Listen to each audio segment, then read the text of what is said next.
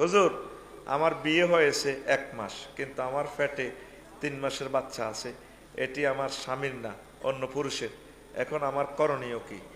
মা গো, কঠিন প্রশ্ন না তো? এটা তো জেনা করেছে, তবে এটা 1 মাস তো, কিন্তু আল দলিল ফেরাস, এটা ফতুয়া হইল অন যেহেতু স্বামীর কাছে আইছে। 3 মাসের বাচ্চা, 3 মাসের বাচ্চা, 6 মাসের কম হইলে এটা স্বামীর দিকে আইব, কিটা করব? আল্লাহ আল্লাহ, তুমি ক্ষমা করে দাও আমাদেরকে, বুঝছেন নি? শরীয়তের মাসালা হইব বাচ্চা হইলো এই স্বামীর, কিন্তু এর হলে তো আগে বাগেতে গর্ব খালাস হইব, বিয়া টিকব নি। প্রিয় বোনেরা, সাবধান সাবধান, আল্লাহ তওবা করার তৌফিক দেখ আমাদেরকে, খবরদার। বিবাহের জন্য একদিক মেয়ে দেখা যাবে কিনা? অনেকগুলা যে দেখলে, অনেকগুলা মেয়ে দেখলে গুনাহ হবে কি না?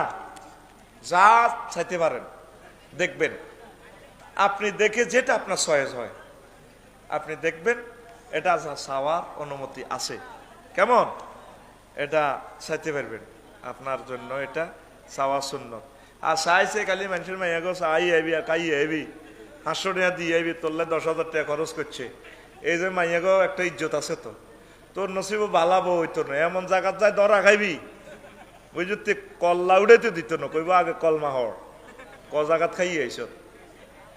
আর মাইয়া গো বদোয়া, তোর নসিব কি নাই, বউ নাই, মাইয়া গো বদোয়া লাগে। অতএব মাইয়া গো বেজ্জিতি করিচ্ছা, বিসমিল্লাহকে জিয়ানো সাথী গেছো তুইয়ানো করিয়ালা, পরে আবার করবি, অসুবিধা কি? আর একটা প্রশ্ন, বিয়ে করার জন্য শর্তগুলো কি কি এবং কত টাকা কম খরচে বিয়ে করা উত্তম? বিয়ে সম্পর্কে কিছু গুরুত্বপূর্ণ মাসালা বলেন। তো এখন এই সৎ সময় কিভাবে করবে?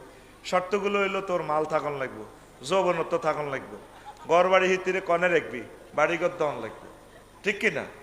নো নফকার তাকত থান লাগবে, শুধু যৌবনত্ব থাকলে হইতো না, হিতিরে কাবাইবি কিতা, নত চুরি করবি।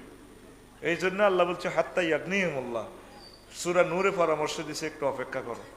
তারপরে শিক্ষাগত যোগ্যতা লাগবে। তুই নিজে প্রতিবন্ধী, তোর ফ্যান হীরা হারা, তোর চুলিটি দেখলে তোর আধা হাগলের মতো লাগে, তো তুই নিজে তো না হাগল, তুই আরেকটা মানুষ আনি 2 হাগলে অত্তরে তো মরবি, আবার হাগলে হাগলে সমাজ নষ্ট করবি, রাষ্ট্র নষ্ট করবি, ঠিক কিনা? এরকম ফ্যান হুয়া হাগল যুবক বর্তমানে আমার মাহফিলে নাই রে। তুই লুকিং গ্লাসে খাড়াই চাইস, তোরে মানুষের মতো লাগেনি, তোর বিচার আমি তোর কাছে দিলাম, মানুষের মতো লাগে না তো।